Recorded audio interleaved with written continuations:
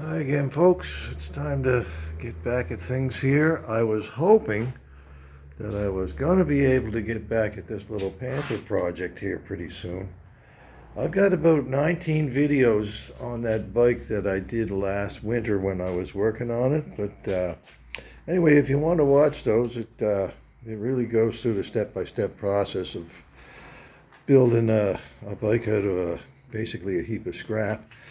Anyway, this bike is one I did about 2 years ago for a friend of mine. It's a long story. I did that engine up for him probably about 15, 16 years ago now, and that was supposed to light a fire under his arse and encourage him to get the rest of the bike together. But it's happened so often that it just sat on his basement floor. And anyway, one day a few years ago, he asked me if I would put the bike back together and restore it for him. So anyway, that's what I did. He's been using it a lot ever since, but he had a problem with it here about 2 weeks ago. And anyways, I went over to investigate what was wrong with it yesterday.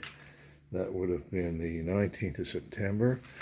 And it turned out that one of the wire clips had broken off on the coil, on the right-hand coil, and had caused that right-hand cylinder to stop playing the game. Anyway, he tried to drive it home on the left-hand cylinder.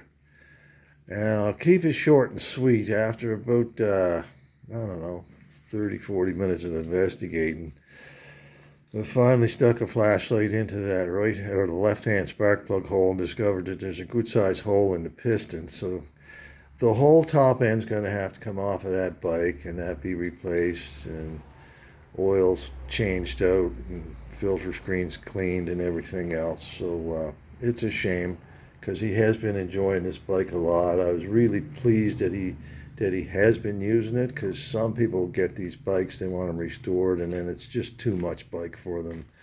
They can't start them. They don't know. They never get the hang of them. But Dave did get the hang of this bike, and like I said, he's been enjoying it and riding it, and he's put a lot of miles on it in the last 2 years. So I will try to get this back together for him in about the next 2 weeks here, because I want to see him back on the road again before it gets too cold or the snow begins to fly.